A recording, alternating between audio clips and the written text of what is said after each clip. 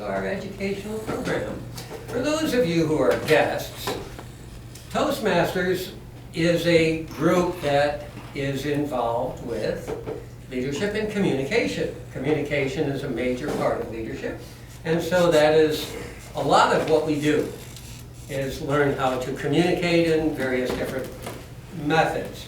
Now, our educational portion of our meeting is we have a Toastmaster who is basically the MC of the meeting, and then we go through an educational program of people speaking and people evaluating those speeches, and we will let the Toastmaster introduce him, or I will introduce the Toastmaster, and he will explain what he's doing, and hopefully he'll have the other people that are involved give a quick synopsis of what they're doing when they do it. So I'd like to introduce our Toastmaster for this evening. Our Toastmaster is a longtime member of the Honorable Coast Guard. He's worked in many different aspects in the Coast Guard and is currently teaching other Coast Guard members to do many different things, and also is working in the security level in Coast Guard. He is also a relatively new member, about I guess a little bit under a year in our club, and we would like to thank you for being Toastmaster tonight, Mr. Luke Green. Thank you, Mr. President. All right, good evening, fellow Toastmaster members and our many guests tonight. We have Heather, Kendra, and Lois, and welcome back to Tammy and Constance. I'll be your Toastmaster this evening, and it's great to see so many people here and watching our club grow. So I saw Woody's and Brett's name on the Toastmaster Easy Speak website, and I don't know if Woody and Brett, if you guys were official members last week or not, but I think seeing your name on the Easy Speak website does make it official, so I just want to have a quick round of applause for our new official members. When I saw a sea of green and check marks when I checked the Easy Speak website in preparation for this meeting, it really got me thinking that if we had all of our members show up, you know, how packed this room would be. I mean, we can tell right now with the large group that showed up tonight how big this group would be, and the added pressure or challenge it would be on us as speakers to speak in front of larger groups. I know that's something that I would definitely enjoy too. So with that, and I think this was touched on last meeting, if you're a sponsor of a member and you have not seen them at any meetings recently, you know, reach out to that member and see how they're doing, and tell them that we're looking forward to having them back when the time's right for them. For our guests tonight, like Lawrence touched on, our meeting is constructed of 3 separate sections. We have our speeches, which we have 1 speech tonight, and that's going to be Julius. We have our table topics portion, and table topics is an impromptu speaking section. And we'll also have our evaluation section. So now I want to go down the agenda for this evening and make sure that all of our roles and positions are filled before we begin. If you're in a leadership role such as the general evaluator, grammarian, all-counter, table topics master, I'm going to ask you to stand and give a brief presentation of your roles. So tonight, we already had our invocation pledge. Our grammarian is going to be Constance, and she's also going to be our all-counter and word of the day. Constance, you mind giving us a brief description of your role, please? Okay, I am the word police. I will be counting the words when you're saying ah, so try not to say ah. I will be giving the word of the day. We will count how many times the word is used throughout the meeting, so try to use it throughout the whole entire time. And then at the end, I'll give a brief overview of who used ah and how many times you used the word of the day. Thank you. And do you have the word of the day, Constance? Yes. The word of the day is moniker. That means your name or your nickname. What is your moniker? Woody, as we all know. Thank you, Constance. Our speaker tonight is going to be Julius. Our table topics master is going to be Mr. Brett Dungan. Sir, can you give us a description of your role, please? The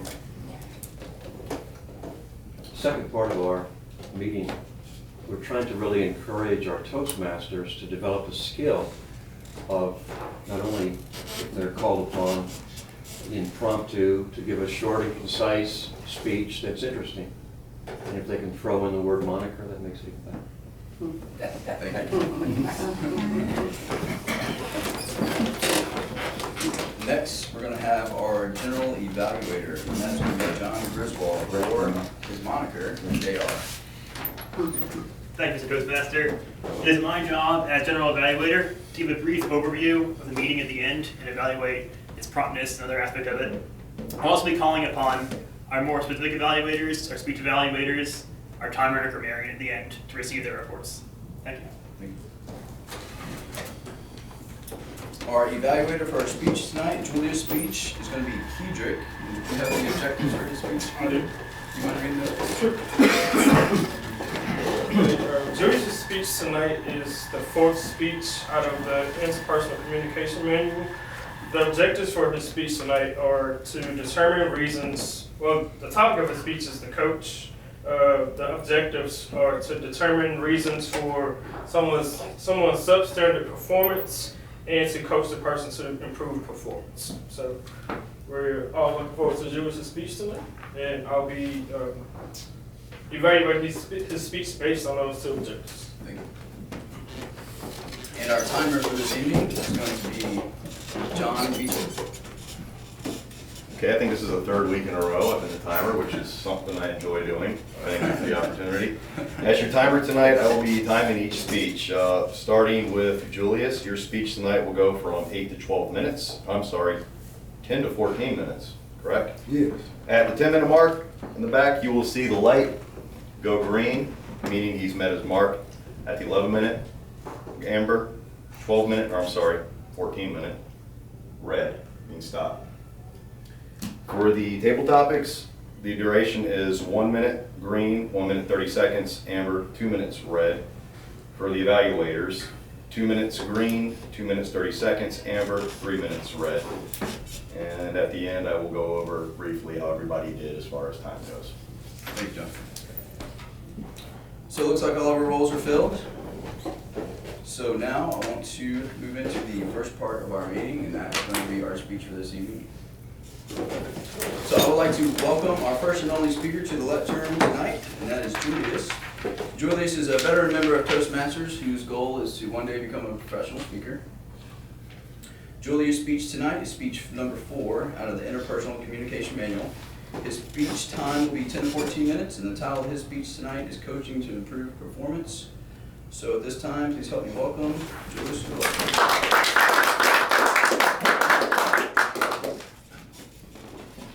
For the Toastmasters and other guests, my task tonight is broken down into 3 parts. The first part is to give you an overview of the coaching process. The second part is to do a little role play. And the third part is to have a discussion about the role play. Now for coaching. An employee is continuously late with assignments. His son has completed his chores in a substandard fashion. The VP of the Toastmasters Club is not turning in new members' applications to world headquarters, and the new members are not getting their Toastmasters magazines, and they're not getting their new kits. Now, regardless of the reason, the work that needs to be done is not being done, or not being done up to standards. Now, if you want it done, and you want it done correctly, you need to coach or counsel the person who is not performing the task. Now let's look at the benefits of coaching. Coaching plays an important role in helping a person become efficient and effective. Through coaching, people learn what is expected of them, their current performance, and where they need to improve. Coaching is your opportunity to help someone do better at the job. Now, where do you start? First, you need to do your research. There are several reasons why a person does not perform well. One is poor training. They've never been told or shown how to do it correctly. They have inadequate equipment, or they don't have the time to do the job correctly, or motivation. they feel overworked or undervalued, or unhappy with their job, co-workers, or management, or just the family or their friends. They're just not motivated. Now, once you've analyzed what the problem is, the next thing you want to do is you want to begin the coaching session. Now, the first thing you want to do in the coaching session is you want to take the person in a private area so your conversation won't be overheard. You want to be friendly and calm and positive. Next, you want to describe specifically what the problem is with the performance. Then you want to express your concerns about how their lack of performance is affecting you. Now, after that, you want to describe the impact that it's having on everybody else involved in the situation. And at this point, once you've told them what the problem is, you want to listen to what they have to say. They might offer an apology, they might make excuses, but you just want to listen. Then, you want to seek the person's opinion on what they think are some ways that they can improve. What can be done? Now we want to discuss solutions. We want to talk about the various solutions that we can come up with, the merits of those various solutions. And the next and last thing to do is, once we talk about the solutions, we want to talk about which ones we're going to put into play, which ones we're going to actually try to work on. And the next and last thing you do is, you want to do a follow-up to ensure accountability. You want to let them know that we're looking for improvement out of your performance. So we will be checking back up on it, okay? We'll meet in another week or so we can see how things are going. And finally, you want to praise the positive results that you anticipate taking place. And that's pretty much a general overview of the coaching process. Now at this time, we're going to do a little role play. Tammy's going to assist me in the role play.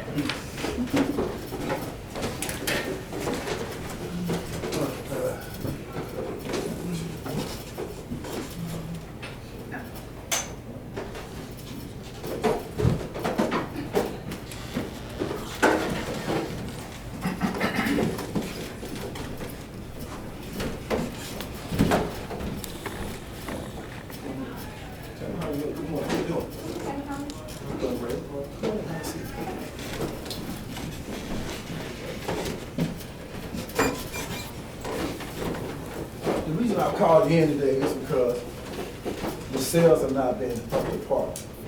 The widget production is not, widget sales are not been where they need to be. And because of that, our team is not meeting its numbers. We're not getting our bonuses. Shareholders are not getting their dividends. So we're all in a bad situation. What do you think is some of the concerns for the lack of production? Well, when customers come in and they call, I'm just not really quite sure what to say, especially when they have a question about some of the new products. I'm just not sure. So I think they may sense that a little bit, and I just do the best that I can and say, you know, I hope you get something. Okay. So when you're on the phone, you feel like you're not being adequately, you need some more training?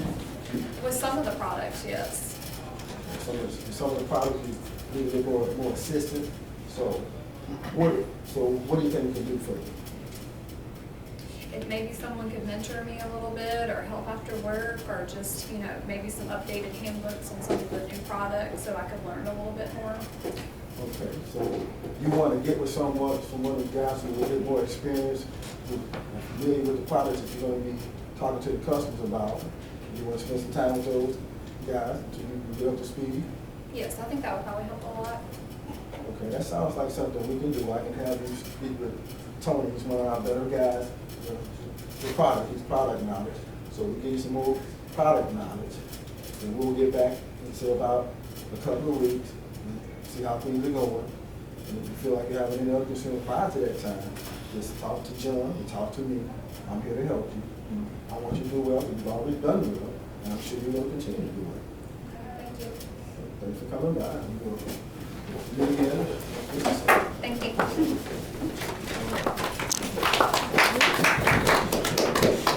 Now, that is the role play of the coaching process. And now, at this point, we're asking for feedback on what you saw that was effective, what could have been done better. All right. Well, first thing I noticed, here at Toastmasters, of course, we always use the sandwich method. And I think that the sandwich method would also be effective there, rather than waiting to the end to tell her that she was always a good salesman, but you just went in and said, your sales are down. Instead of saying, you know, you've always had good sales, but recently your sales have been down. So it kind of felt like she was, oh, well, you know, you don't like me anymore, you know, am I just not good enough, you know? So there was it was not a good beginning, in my opinion. Okay, anybody else? What I noticed, you asked what you could do for her instead of giving her a couple of different options that could have worked for her. So, like, based off her feedback, you could have provided more options of it to help get the sales numbers where they need to be or help get her trained. You offer more suggestions to help the struggling employee. Yeah. You also want the employee to try to brainstorm some solutions for themselves so they'll know they have a part to play in the solution as well. Anybody else? John? I thought you did a very good job laying out the problem right away. I think that was excellent. You sat her down and you clearly told her why she's sitting in front of you and your thoughts right away. I thought it went well. Luke? I thought everything went well. Anybody else? Yes. Just to second what was said earlier, you did kind of present the problem first, and instead of presenting the solution. I mean, I don't know how other people would react to that, but I would be quite nervous if my boss sat me down and laid out the negative things that I did at first, and I probably wouldn't have known how to give such a good response like she gave. I probably would have been like, when he asked me, are there any questions, I probably would have been like, no, sir. One of the first things they say in the coaching process is you want to be specific about what the problem is. So you let them know immediately and specifically what is the reason for this discussion. And once we all know what the reason for the discussion is, then we can go forward. So that won't be, I don't know why I'm here, I don't know what's happening. This is why we're here. This is what we're here to address. I thought it went well. Okay, well that concludes this portion of the program. I'll turn it back over to the Toastmasters.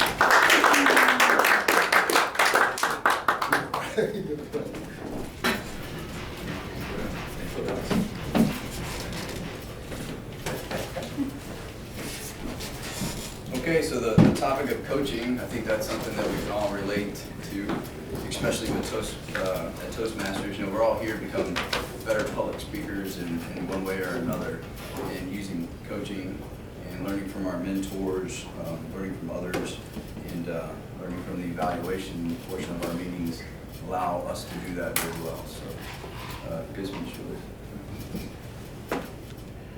So with our speech for